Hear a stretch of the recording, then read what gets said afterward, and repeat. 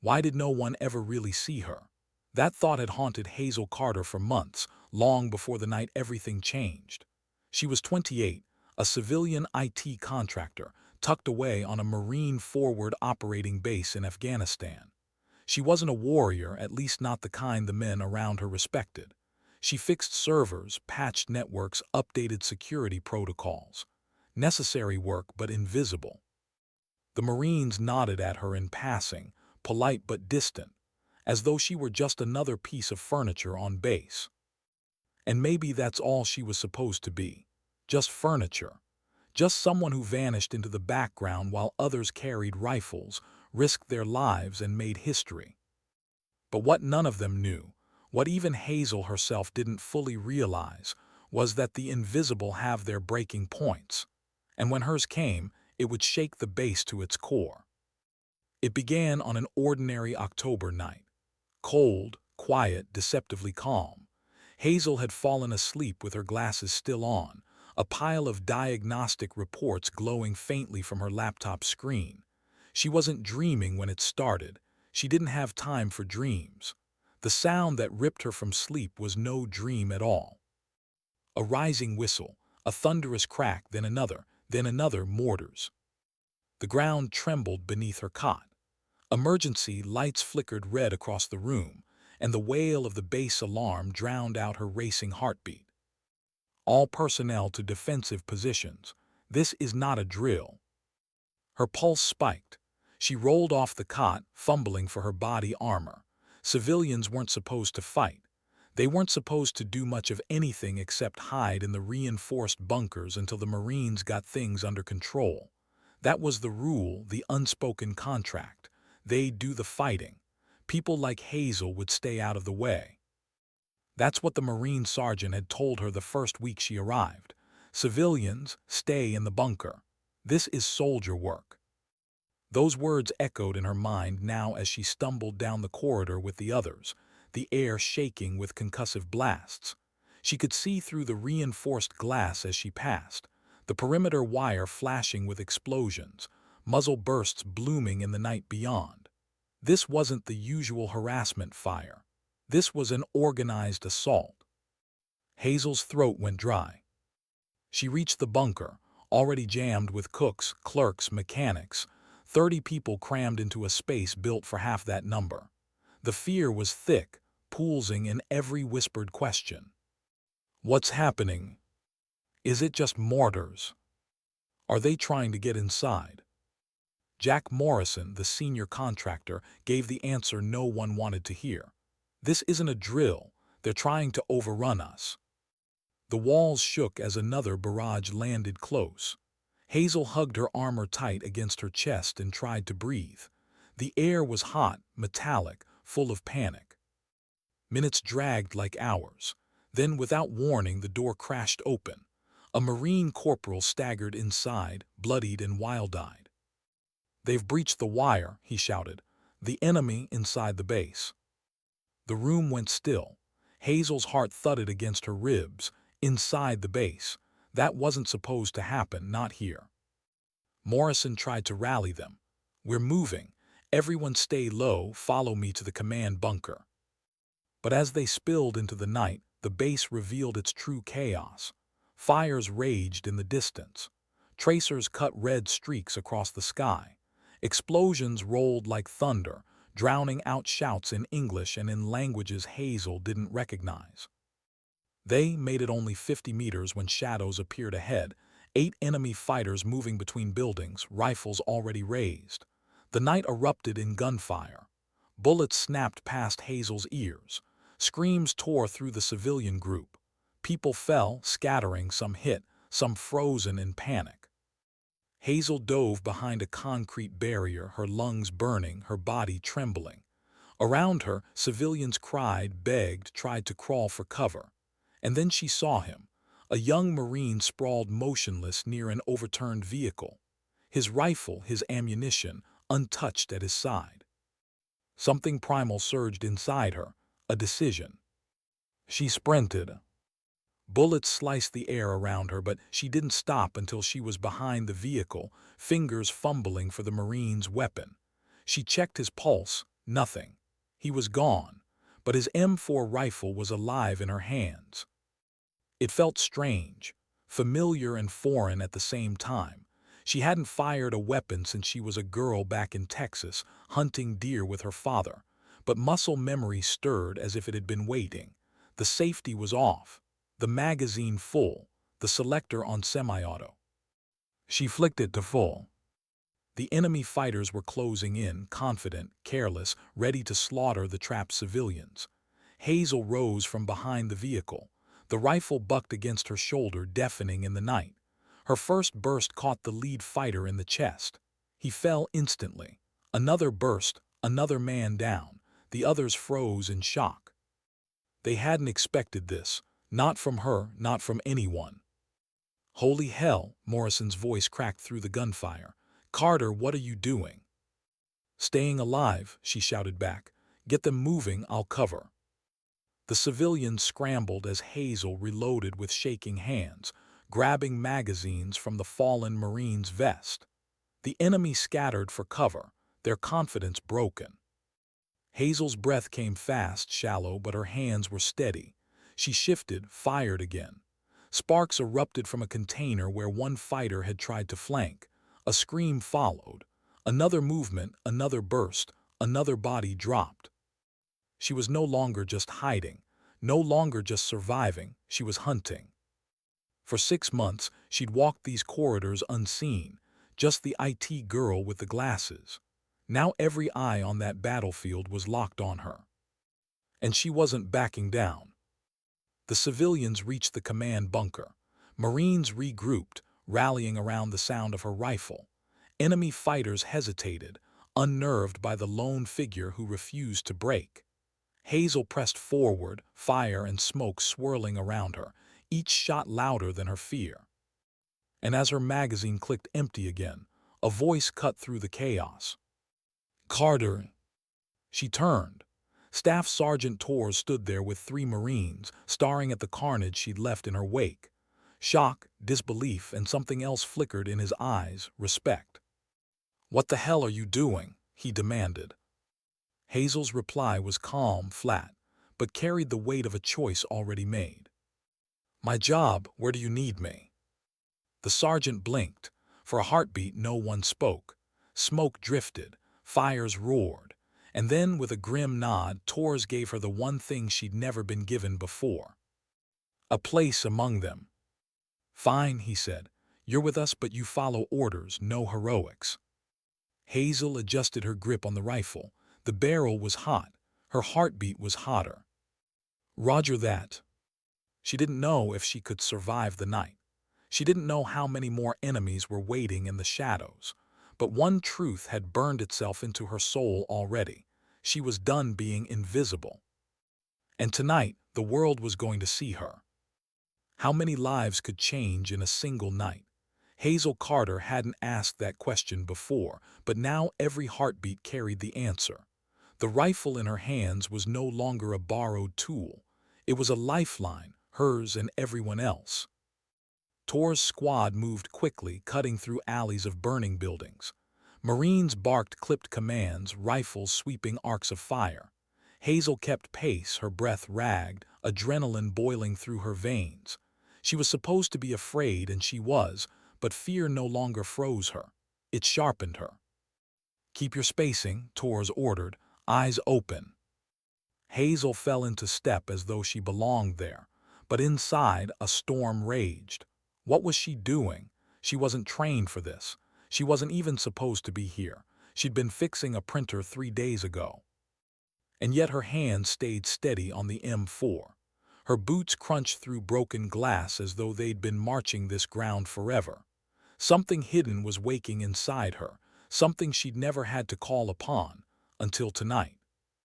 They reached a concrete barrier overlooking the eastern perimeter. The sight ahead was chaos. 3 breaches torn into the wire, enemy fighters flooding through like a dark tide. Marines were falling back, their positions collapsing under sheer numbers. "Damn it," Torres muttered, keying his radio. "This is Squad Alpha, eastern perimeter compromised, requesting fallback." Static answered. No orders came. Maybe command was overrun. Maybe the line of communication was gone. Hazel swallowed hard, staring at the advancing shadows. 50, maybe more. The math didn't work. Not for them, not for anyone. "Take cover," Torres shouted. The squad dove behind barriers, rifles barking. Hazel slid in beside a Marine barely old enough to shave. His hands shook as he reloaded, muttering prayers under his breath. Hazel peeked over the barrier. Muzzle flashes lit the night, enemy silhouettes darting between gaps. Her mind flickered back to Texas fields, to deer slipping through trees. Hunting, tracking. The principle was the same. Spot movement, predict strike. She lined her sights on a figure crouched with an RPG, steadying her breathing despite the chaos. One squeeze, controlled burst. The fighter dropped. "Nice shot," the young Marine beside her whispered, stunned. Hazel didn't answer. She couldn't afford to. More fighters surged. Bullets cracked overhead, spraying stone chips. Hazel ducked, heart hammering, then rose again. Another burst. Another target down. Fear gnawed at her stomach, but her arms refused to betray her. Torres shouted over the gunfire, "Carter, you're burning ammo fast." She checked, 2 magazines left. Not nearly enough. "I'll make it count," she called back.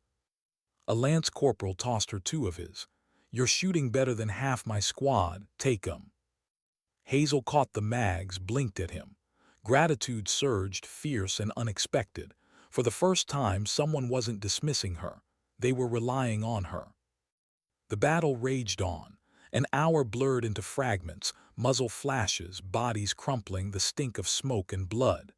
Hazel's shoulder throbbed from recoil, her throat raw from shouting warnings and commands she didn't realize she knew how to give. She lost count of how many she'd dropped. 10, 12. Numbers blurred.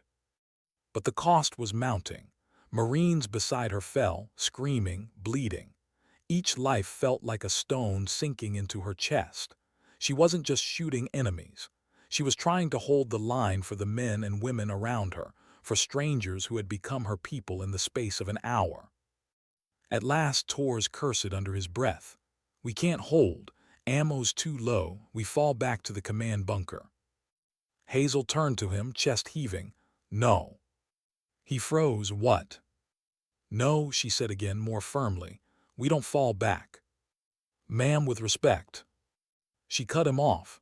"We've been reacting all night. Let's make them react to us. They're scattered, cocky.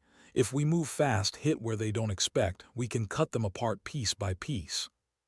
Silence. Even the gunfire seemed to fade for a heartbeat. "You're insane," one Marine muttered. "Maybe," Hazel admitted. "But staying here is suicide. You know it. I know it. They expect us to hunker down and die, so let's not." Torres stared at her. He saw it, the unflinching fire in her eyes, the refusal to bend. She wasn't asking, she was daring him to believe. Finally he exhaled, grim and resigned. "All right, we hunt, but we do it smart, fast hits, no heroics, understood?" Hazel nodded once, tightening her grip on the rifle. Torres glanced at her again. "And Carter, you're not a contractor anymore. Tonight you're a Marine." The word struck like a hammer. Not a contractor, not furniture, not invisible. A Marine. They moved like shadows after that, slipping through alleys, striking and vanishing before reinforcements could rally. Hazel's instincts surprised even her. She tracked fighters the way she'd tracked game, reading their movements, anticipating their cover. Every burst from her rifle was deliberate, efficient, final. Her body screamed with exhaustion. Her ears rang. Her hands ached. But her mind was alive in a way it had never been before. Each decision, each risk, each shot carved a new truth into her soul. Fear hadn't disappeared. It walked beside her, whispering death in every corner, but it didn't rule her, not anymore. Hours bled into each other. By dawn, the math had changed. What had begun as 50 attackers against 200 defenders had shifted into something survivable. Enemy bodies littered the base. Survivors fled into the dark. Torres keyed his radio again. "Command, this is Alpha. 23 confirmed KIA in our sector, hostiles retreating. Static, then a weary voice. Copy Alpha, outstanding work. Reinforcements inbound, hold the line. Torres looked around at his battered squad. Low on ammo, bruised, bleeding, but alive. Against all odds, alive. Hazel slumped against a wall, her rifle heavy in her lap. She counted 17. 17 she knew she'd taken down. The number sat like a stone in her chest. 17 people. The others looked at her differently now. Not with pity, not with indifference, with something else. Respect. And yet under that respect, Hazel felt something no one else could see. A fracture. A question gnawing at her. What had she just done? What had she just become? Because once you cross the line, once you pull that trigger and watch life disappear through your sights, you can never go back. She wiped her face with a trembling hand, smearing ash and sweat. Somewhere deep inside, a voice whispered, "This is only the beginning." And as dawn light bled over the ruined base, Torres radio crackled with new words. "All units be advised, final wave incoming. They're making a push for the command bunker." Hazel lifted her rifle, throat dry, heart pounding. Final wave. The night wasn't over yet. What did it mean to stand when everything in you screamed to fall? Hazel Carter asked herself that as she braced against the concrete wall outside the command bunker, rifle cradled in arms that trembled from fatigue. Dawn had come, but the night wasn't over. Torres' voice was grim as he relayed the radio call. "Final wave incoming. They're throwing everything they've got at us." A silence fell over the battered squad. Marines checked weapons, shared the last of their magazines. Hazel counted hers, one left. 30 rounds, 30 lives maybe, or maybe not enough. She swallowed, throat raw. Her hands shook, but she set her jaw. Fear doesn't get to decide, I do. Movement, shouts in the distance. Then they came, 6 enemy fighters breaking from the smoke, sprinting across open ground with reckless determination. They weren't probing now. They weren't cautious. This was desperation, a last gamble to finish what they started. Hazel raised the M4, sighting the first target. The world narrowed to iron sights and breath control. Squeeze, a burst, he dropped, shift. Another burst, another fighter fell. Her magazine spat fire, brass casings spilling onto the ground. Each trigger pull was a decision, a choice to erase one more life. She counted without meaning to 28 rounds, 29, then silence. The last fighter collapsed yards from the bunker, his weapon clattering uselessly to the dirt. Hazel lowered the rifle, chest heaving, ears ringing with a silence louder than any gunfire. "Clear," Torres shouted. The battlefield was quiet now, save for the crackle of fires and the groans of the wounded. Reinforcements would be here any minute. The base was holding. Against all odds, they'd held. Hazel sank onto the ground, the M4 heavy across her knees. She wanted to breathe, to cry, to sleep for a year. But instead, she stared at her hands. They were steady now. Too steady. 17 confirmed, maybe more. A young Marine, barely more than a boy, looked at her with wide eyes. "Ma'am, how many did you just—" "Don't," Hazel cut him off. Her voice was sharp, brittle. "Don't make me count again." Because every number was a face, a body, a choice she couldn't take back. The minutes crawled. Then the rumble came, armored vehicles, the chop of helicopters, the roar of reinforcements sweeping in like thunder. A full company of Marines with air support. The enemy melted away before them, fleeing into the mountains. It was over. At least that's what everyone said. Hazel wasn't sure. Hours later, the base was a ruin of smoke and ash.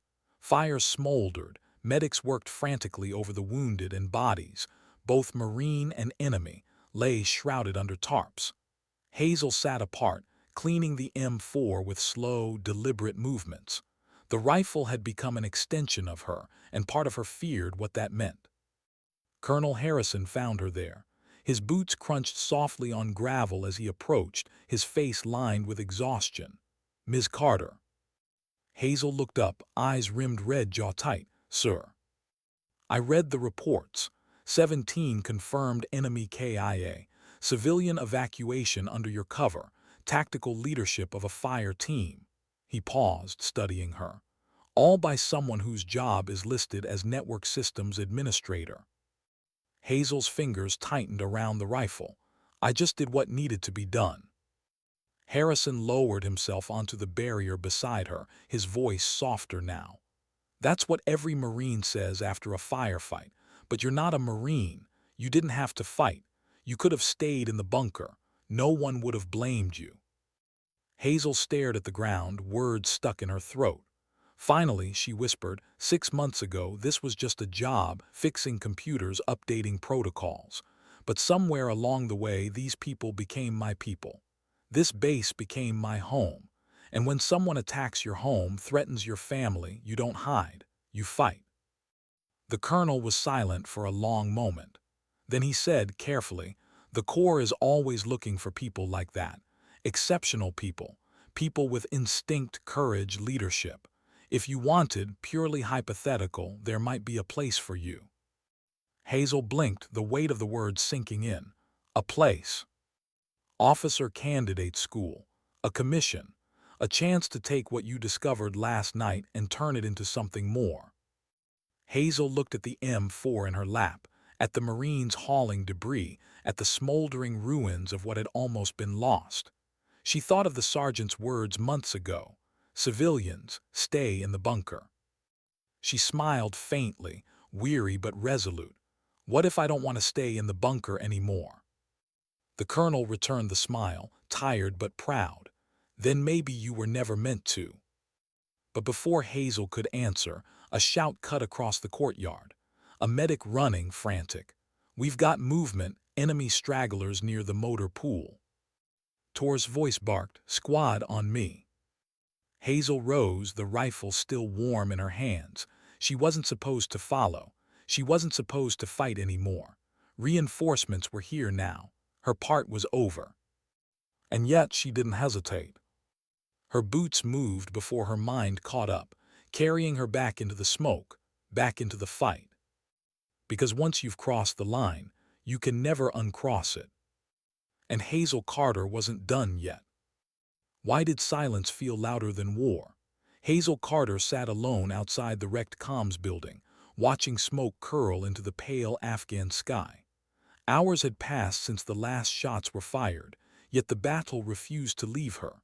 Every sound, boots crunching gravel, medics shouting orders, generators humming, echoed like gunfire in her skull. Around her the base was a scarred carcass, bullet-riddled walls, sandbags shredded. The acrid smell of burned fuel clung to the air. Marines moved with mechanical precision, clearing debris, tending to wounded, tagging the fallen. Reinforcements had secured the perimeter, but victory tasted bitter. Too many were gone. Hazel pulled her knees to her chest, the borrowed M4 across her lap. She hadn't let go of it yet. Maybe she couldn't. Her hands knew its weight now, her fingers restless without the cold steel under them. It terrified her, how natural it felt. 17. She had counted, even though she hadn't wanted to. 17 enemy fighters whose lives ended at her trigger pulls. The Marines looked at her like a savior, but Hazel knew the truth was more complicated. Every number was a face, a voice she never knew, a body crumpled because she hadn't hesitated. She should have been proud. Instead, she felt hollow. Footsteps approached. Colonel Harrison again. He wasn't in dress uniform now, just sweat-stained fatigues, dust on his boots. His eyes were sharp but not unkind. "Ms. Carter," he said, lowering himself onto the sandbag beside her. Hazel kept her gaze on the rifle. "Sir." "I won't waste words. What you did last night was extraordinary." Hazel barked a humorless laugh. "Extraordinary? I shot people until my ammo ran dry. That's not extraordinary. That's survival." "Survival, yes," Harrison agreed. "But also leadership. You didn't just save yourself. You covered 30 civilians. You coordinated with Marines under fire. You kept fighting when others would have broken. That matters. Hazel clenched her jaw. 17, Colonel. I killed 17 people. Do you know how that feels? His silence was answer enough. It feels heavy, Hazel whispered, her throat tightening. It feels like I crossed a line I can't uncross. Yesterday I was fixing networks. Today I can't stop seeing faces when I close my eyes. That's not extraordinary. She broke off, shaking her head. That's broken. Harrison studied her, the weight of his years etched into his face. You're not broken, Carter, you're human. And you did what Marines are trained for years to do instinctively. That says something. Hazel looked at him, tired, suspicious. What does it say? That maybe you're one of us, Harrison said simply, and maybe you always were. The words hit harder than bullets. Hazel had never belonged, not really. Not back home where her ranch roots clashed with her computer science world. Not here where Marines dismissed her as just a contractor. But last night, for the first time, she hadn't been invisible. They'd seen her. They trusted her. And she had delivered. Still, the thought of becoming a Marine felt impossible. Sir, I'm not trained. I don't know the codes, the protocols. I barely made it through last night. Harrison nodded slowly. That's why we train. Officer candidate school, a commission. You have the raw instinct. The Corps can shape the rest. Hazel stared down at the rifle. She thought of her old life, keyboards, server rooms, the comfort of logic and code. Safe work, predictable work, work that paid well, that didn't ask her to pull a trigger. But she also thought of the bunker, the fear in 30 pairs of eyes as enemy fighters closed in. The 19-year-old Marine she dragged the rifle from, his blood cooling even as she fought with his weapon. The way Torres had looked at her, not like a contractor, but like a comrade. Home wasn't Texas anymore. Home wasn't a glowing computer screen. Somehow, impossibly, home was here. Hazel took a long, shuddering breath. And if I say yes? Harrison's lips curved into a faint smile. Then you trade in that contractor badge for a commission. You start over. It won't be easy. You'll be tested in ways you can't yet imagine. You'll face doubt from others and from yourself. But if you pass, you'll lead Marines. You'll never be invisible again. The silence stretched between them. Hazel closed her eyes. She saw flames, smoke, muzzle flashes. She saw herself rising from behind cover, screaming at civilians to move while her rifle spat fire. She saw the moment she decided not to hide. When she opened her eyes, her decision was already made. Colonel, she said, voice steadier than she felt, where do I sign? 3 months later, Hazel Carter stood ramrod straight in a crisp dress uniform. The sun was bright over Quantico's parade ground, brass gleaming, flags snapping in the wind. Her auburn hair was neatly pinned back, her posture rigid, her chest tight with pride and disbelief. Second Lieutenant Hazel Carter. She had survived the crucible of officer candidate school, 3 months of exhaustion, doubt, pain, physical training that pushed her body to collapse, leadership drills that tested her judgment until she questioned everything she thought she knew. But she hadn't quit. Not once. Every mile run, every order barked, every sleepless night carried her further from the contractor she'd been and closer to the Marine she was becoming. And now, the commandant of the Marine Corps himself stood before her, pinning gold bars onto her uniform. Lieutenant Carter, he said, his voice deep and deliberate, you represent something important to this Corps. The truth that Marines aren't born. They're made. Made in moments of crisis when ordinary people are called upon to do extraordinary things. Hazel's throat tightened. She wanted to say I was just doing what needed to be done, but the words caught. The commandant studied her, his eyes sharp as steel. You have a choice now, he continued. Assignments are open. Headquarters, training, command, education, safer paths, or, he paused, letting the word hang, or you can go back to where Marines are bleeding, back to Afghanistan. Hazel's heart hammered. Every rational part of her screamed for the safe option. She'd already done enough. She could serve honorably without setting foot near combat again. But deep down, she knew. She'd known since the moment she pulled that rifle from the ground. "Sir," she said, her voice quiet but firm, "I'd like to go back, to a forward operating base, to the Marines still out there." For a moment the commandant just watched her, then a slow smile broke across his face. "I thought you might say that." And with that, Hazel Carter's path was sealed. That night, as she lay in her bunk in officer housing, the gold bars heavy on her collar, Hazel stared at the ceiling and tried to reconcile who she had been with who she was becoming. A civilian contractor, an invisible technician, a reluctant killer, a Marine officer. Her journey wasn't over. In truth, it had only just begun. But one truth had burned itself into her forever, brighter than the muzzle flashes of that October night. Courage wasn't about what you planned. It wasn't about training manuals or job descriptions. It wasn't about being born into the right role. Courage was a choice. And she had chosen. What did it mean to lead when you were still learning how to follow? Hazel Carter asked herself that every morning as she adjusted the stiff collar of her new uniform and stared at her reflection in the mirror. The gold bars on her shoulders glittered with authority. But authority, she was learning, didn't always mean trust. 3 months after Riverbend, Hazel was back in Afghanistan. This time, not as a contractor tucked behind screens and cables, but as Second Lieutenant Hazel Carter, commanding officer of a rifle platoon. 43 Marines. 43 lives tethered to her decisions. They all knew her story.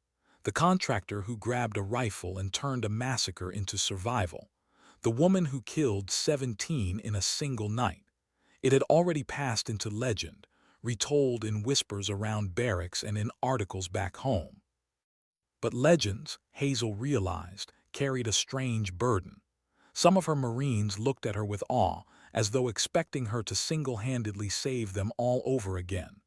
Others studied her with suspicion, wondering if the story had been exaggerated, or if lightning could strike twice. And Hazel herself, she wasn't sure she believed it either. The first weeks were the hardest, learning names, memorizing faces, feeling the weight of their salutes. She drilled with them, ran with them, sweated in the dirt alongside them.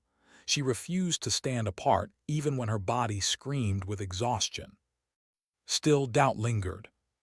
One evening, after a punishing field exercise, Corporal Davis approached her, hesitation clear in his young face. "Lieutenant, can I ask you something?" "Of course," Hazel said, pulling off her helmet, sweat matting her hair to her forehead. That night at Riverbend, Davis shifted his rifle awkwardly. "Were you scared?" Hazel studied him, his wide eyes searching hers. He wanted reassurance. He wanted proof she was more than a story. "I was terrified," she admitted. "More scared than I've ever been in my life." Davis blinked. "Then why didn't you freeze?" Hazel's gaze drifted over the platoon, sprawled in exhaustion, laughing and arguing in the twilight. Kids, some of them, all trusting her, all depending on her. "Because fear doesn't get to make decisions," she said softly. "Not when people you care about are in danger. You act, that's all." Davis nodded slowly, filing her words away. And in that moment, Hazel saw it, the fragile thread of trust beginning to form. But trust wasn't given all at once. It had to be earned.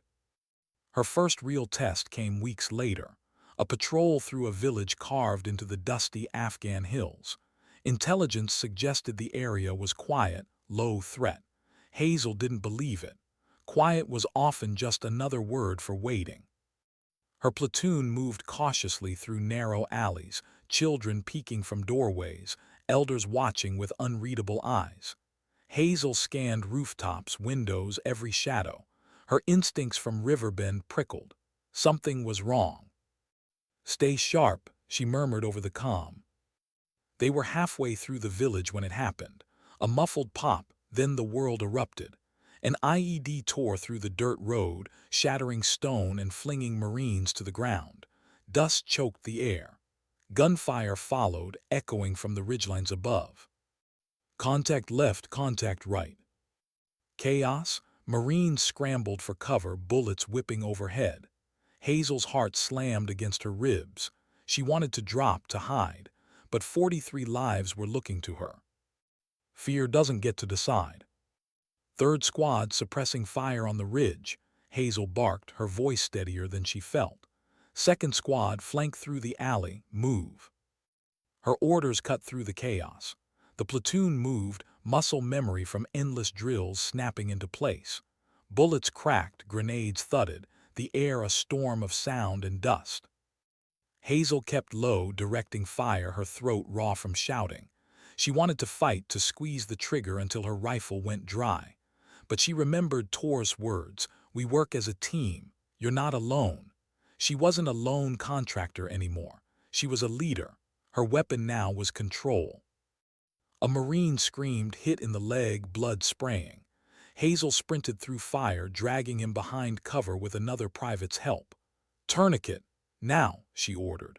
Her hands were slick with blood, her lungs burning, but her mind stayed locked. Minutes stretched like hours. The enemy fire began to falter under the platoon's coordinated response. Suppression, flanking, clearing. They weren't just surviving, they were winning. At last, silence. The ridgeline emptied, enemy fighters retreating into the hills. Marines exhaled in ragged relief. The medic stabilized the wounded Marine, loading him for evac. Hazel stood in the settling dust, chest heaving, every nerve alight. Her ears rang, her body shook, but her platoon was alive. Alive because they'd trusted her voice. Davis limped up beside her, eyes wide. "Lieutenant, you called that fight like you'd been doing it for years." Hazel swallowed hard. "No, I just remembered what it felt like to be hunted, and I refused to let it happen again." The platoon looked at her differently after that, not as a legend, not as a story, as their lieutenant. That night, alone in her tent, Hazel allowed the weight to settle. She thought of the wounded Marine's blood on her hands, the faces of villagers watching in silence, the line she walked every day between protector and destroyer. Leadership wasn't just tactics, it was carrying the cost of every decision, the weight of every life. And she knew it was only going to get heavier. The next weeks blurred into patrols, ambushes, long nights of planning. Hazel grew into her role, one decision at a time. She learned to read her Marines, who needed a sharp word, who needed quiet encouragement. She learned to listen, to admit when she didn't know, to take responsibility when things went wrong. But late at night, when the campfire burned low and the desert stretched endless around them, doubt returned. She'd stare at her hands, the same hands that once typed code, now calloused from rifles and dirt. Who was she really?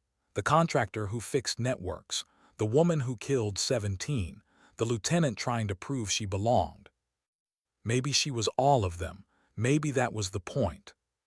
One evening, as the platoon prepared for another patrol, Sergeant Torres, transferred to her command after Riverbend, approached quietly. "You did good today," he said simply.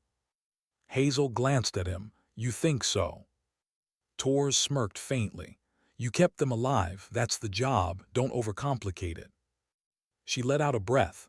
"Sometimes it feels like I'm pretending." "Welcome to command," Torres said. "We're all pretending. The trick is to keep pretending until the job done." Hazel studied him, the man who had once doubted her, who now stood at her side. His words weren't comfort. They were truth. And in that truth she found something steadier than certainty, resolve. Because leadership wasn't about being fearless. It was about acting in spite of fear, about holding steady when others shook, about carrying weight no one else wanted to bear. And Hazel Carter was ready to bear it, even if it broke her. Why did her gut always speak louder than the radio? Hazel Carter crouched over a sand-crusted map spread across the hood of a Humvee, the desert night pressing in around her. Lantern light flickered against her face, casting sharp shadows across her green eyes. Her platoon was restless, rifles checked and rechecked, helmets tilted back in the heat. The mission was clear, or at least command thought it was. A suspected weapons cache hidden in a cluster of abandoned compounds 10 miles east. Recon drones had picked up movement. Intel suggested enemy fighters were regrouping there. Hazel's orders were simple: sweep, clear, secure. But simple never survived first contact with the ground. Hazel traced the route with her finger. Narrow wadis, steep ridges, blind corners everywhere.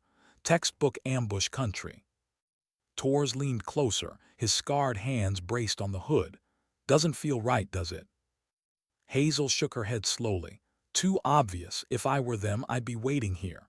She tapped a bend in the wadi where the road narrowed between two cliffs. Perfect kill zone. And if you're wrong? Torres asked. Hazel didn't answer right away. Being wrong meant paranoia, hesitation, wasted time. Being right meant lives. She felt the weight of 43 eyes on her, trusting her to see what they couldn't. Finally she exhaled. We don't go through the wadi, we cut high, ridges here and here. Torres frowned. That's against the op order. Command said approach from the south. Hazel's jaw tightened. Command's not the one walking into the kill zone. The words hung heavy between them. Marines weren't supposed to question orders. But Hazel had learned something at Riverbend. Orders written on paper didn't bleed. People did. She folded the map, decision hardening. We take the ridges. Tell the squads to prep for a climb. Hours later, boots scraped rock as the platoon scaled the ridgelines under cover of darkness. The desert stretched endless below. The abandoned compounds crouched like broken teeth in the sand. Hazel's lungs burned, her legs heavy, but she pushed forward.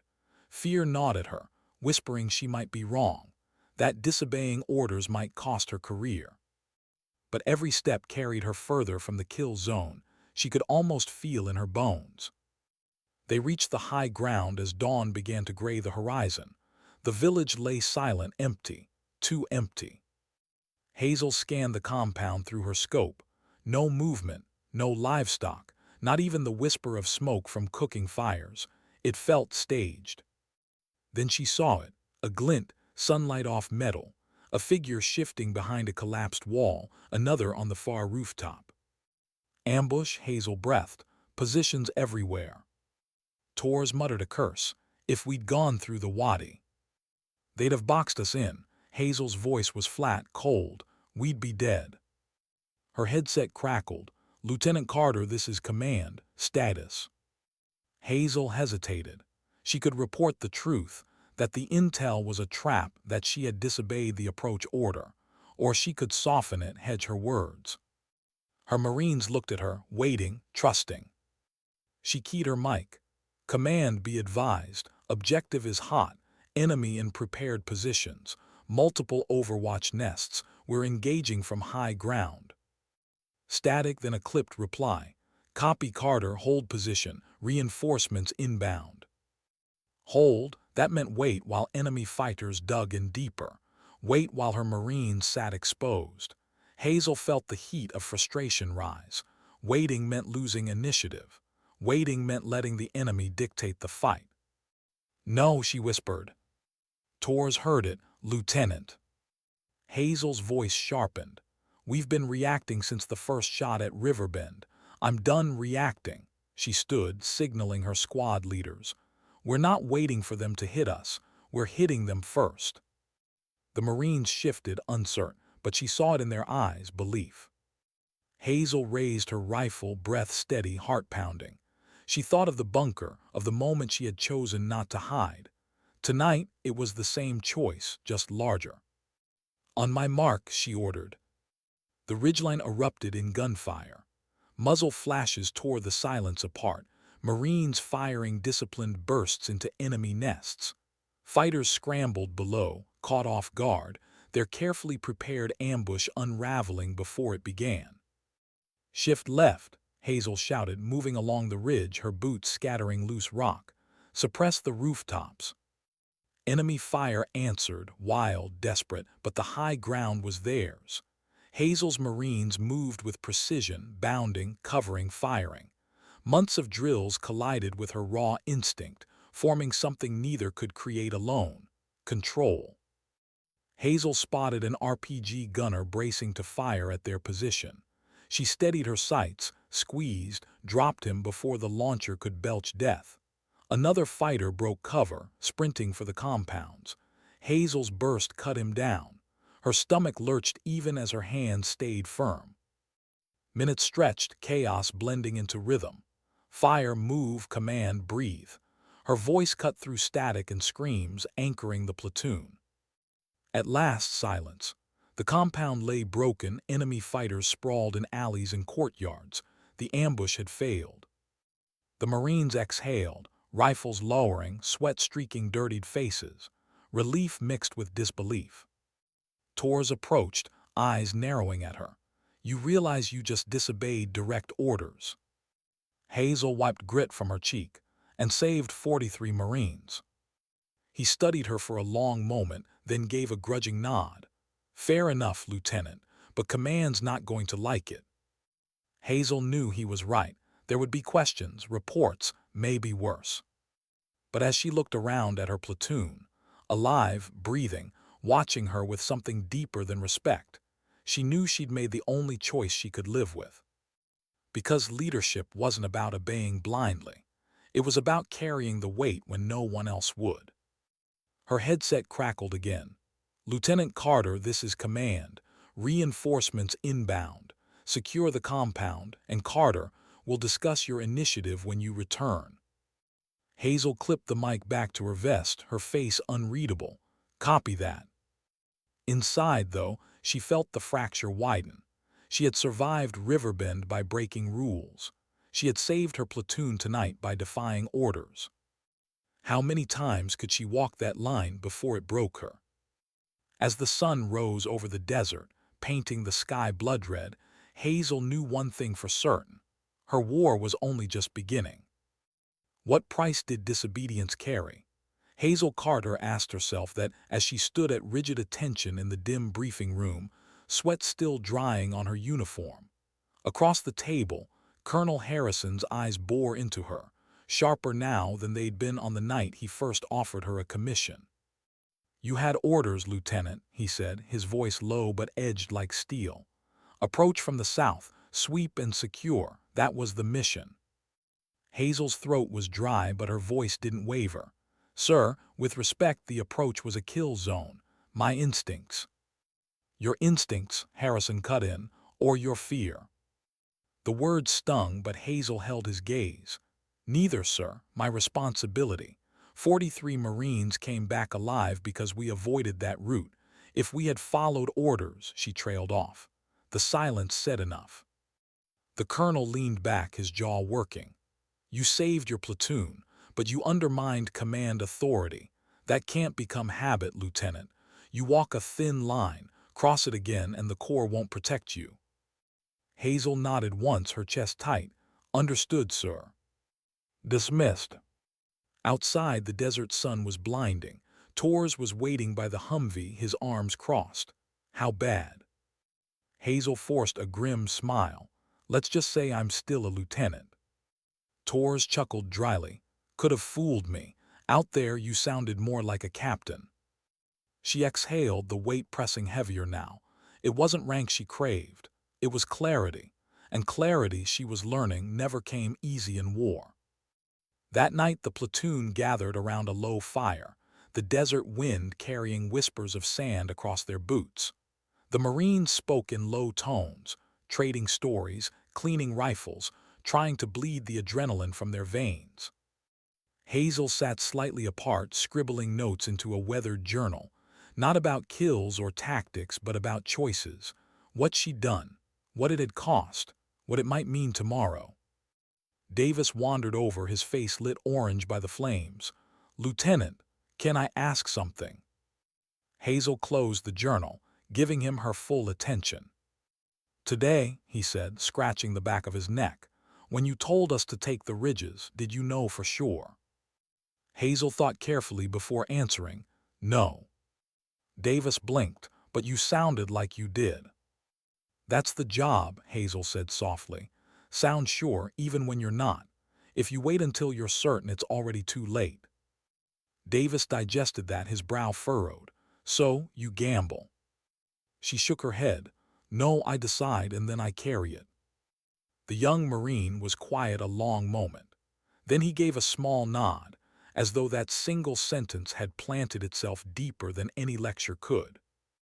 When he walked back to the fire, Hazel allowed herself the smallest smile. Maybe she wasn't just surviving this role. Maybe she was learning how to lead. 2 weeks later, the test came. The mission was supposed to be routine: escort a supply convoy along a desert road, deliver goods to an outpost. Command's orders were clear: stay on the main route, avoid deviation. But the desert had its own voice, and Hazel had learned to listen. Halfway through the route, her instincts pricked again. The silence was too sharp, the road too clean. No dust from villagers, no distant animals, just stillness. She keyed her radio. Convoy halt. Trucks squealed, Marines shifting nervously. Torres moved to her side. What is it? Hazel scanned the ridges. Feels wrong.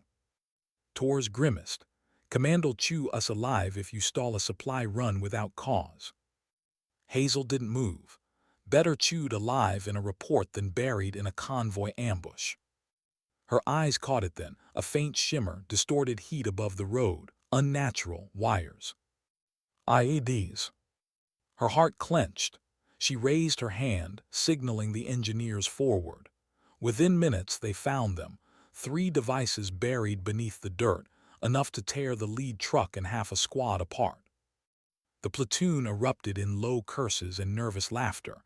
Torres let out a long whistle. Guts working overtime today, Lieutenant. Hazel's chest loosened slightly, but she knew what would come next. Another briefing, another lecture about protocol versus instinct. And she wondered, how many more times would she have to prove herself before they stopped questioning? That night, as the convoy finally rolled safely into the outpost, Hazel lingered at the perimeter, the desert stretching silent before her. The stars were cold pinpricks in an endless sky. She thought of Riverbend, of 17 bodies, of the line she crossed and never uncrossed. She thought of her Marines, alive because she had chosen not to wait. Her radio crackled softly, Torres' voice. Carter, you awake? Always. You ever wonder if it'll stop? What? He paused. That voice in your head, the one second-guessing every decision. Hazel closed her eyes. No, and I hope it doesn't. The day it stops is the day I stop being careful. There was silence on the line. Then Torres said quietly, that's why they follow you. The words landed heavy, heavier than any metal could, because following meant trust, and trust meant lives. Hazel looked out into the dark, her rifle across her knees, the desert whispering its eternal silence. She didn't know how many more choices she'd have to carry. She didn't know how many more times command would test her patience, or the enemy would test her courage. But she knew one thing: the line between survival and destruction was thin, and she was the one walking it for them all. The following morning, word came down. Another mission, another risk. But this one was different. Intelligence suggested a large enemy force gathering in the valleys beyond. Not a skirmish, not an ambush. A coordinated strike, bigger than Riverbend, aimed at tearing a hole in everything they'd fought to protect. Hazel stared at the orders in her hand, her pulse quickening. Her platoon was to lead reconnaissance, to confirm or deny the threat. But deep down she knew, it wasn't just a rumor. The storm was coming. And this time, it wouldn't just test her instincts. It would test everything she was. What if the storm was already inside her? Hazel Carter wondered that as she stood at the head of her platoon, the valley stretching wide and shadowed before them. Orders had been clear: recon only. Confirm enemy presence, report back. But the silence pressing from the ridges told her what she already knew. This wasn't reconnaissance. This was the edge of something bigger. Her Marines shifted behind her, 43 hearts beating into the desert air. Torres moved close, his voice low. Feels like Riverbend all over again. Hazel's jaw tightened. No, she said, this feels worse. She wasn't wrong. The first shot came from the ridge, a crack that split the silence. A Marine crumpled, screaming before anyone could react. Then the valley erupted. Gunfire from 3 sides. Shadows pouring down the rocks. More fighters than Hazel could count. Contact front, contact left. Chaos exploded. The platoon scrambled for cover, bullets shredding sandbags, dust blinding eyes.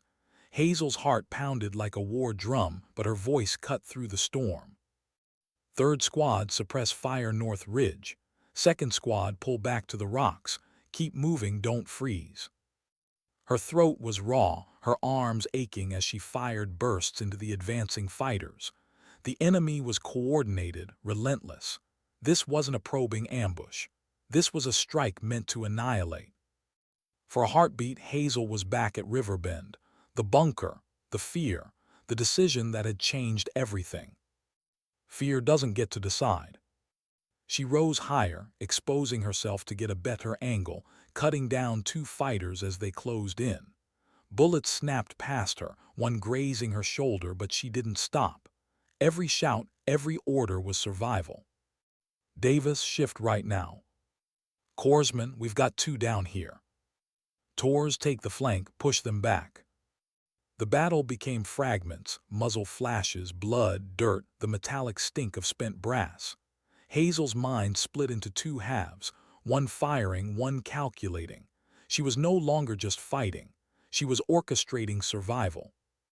Minutes bled into eternity. Marines fell, screaming, dragged to cover. Hazel's magazine clicked empty, her hands fumbling for another. Her chest burned, her body screamed, but she refused to yield. And still they came. Lieutenant, Torres shouted over the din, we can't hold this, we've got to pull back. Hazel's heart twisted. Every instinct screamed to fall back, to save what she could.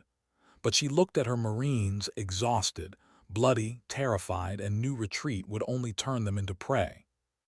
Her voice came steady, louder than the gunfire. No, we don't fall back, not today. Then what? Torres demanded.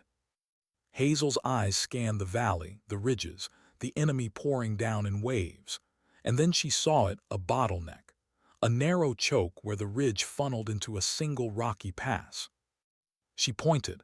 There, we hold them there. If they want through, they bleed for every inch. The Marines looked at her, hesitation flickering, then belief. Move, Hazel roared. They shifted under fire, dragging the wounded, laying down covering bursts. Hazel was the last to move, firing until her barrel steamed, then sprinting through dust and chaos. The choke point was brutal, but it gave them something they hadn't had all night: control. Fighters tried to surge through, but Hazel and her Marines met them with steel and fire. Every burst dropped another shadow, every grenade ripped another wave apart. Hazel's shoulder throbbed from the graze, her arms numb, her mind a haze of orders and gunfire. She wasn't counting kills anymore. She wasn't counting minutes. She was counting heartbeats, each one another chance to keep them alive. Torres was beside her, reloading with bloody hands. You're out of your damn mind, Carter. Hazel's lips twisted in a grim smile. You're still alive, aren't you? The ridge echoed with the fury of their defense. But ammunition was dwindling, and the enemy pressed harder, desperate, willing to die to break through. Hazel's last magazine was down to single digits when the distant roar came. Helicopters, jets, reinforcements sweeping in like thunder. The sky lit up. Rockets screamed into the ridges, detonations tearing enemy lines apart. Marines cheered, the sound raw and ragged. The enemy broke. Survivors fled into the hills, leaving bodies strewn across the pass. The valley fell silent except for the rasp of breathing, the moans of wounded, the metallic clatter of rifles dropped in exhaustion. Hazel sank to her knees, the M4 slipping from her hands. Her body trembled, her vision blurred, but her Marines were alive. Not all, not unscathed, but alive. Torres dropped beside her, spitting dust from his mouth. "You're insane," he said hoarsely. Then softer, "But you kept us here, you kept us alive." Hazel didn't answer, she couldn't. Her throat ached, her mind numb. But inside, beneath the exhaustion and grief, one truth glowed steady. She hadn't just survived, she had led. Weeks later, back at base, Hazel sat alone in her tent, writing by the dim light of a lantern. Not after-action reports, not mission logs, but thoughts, fragments, questions.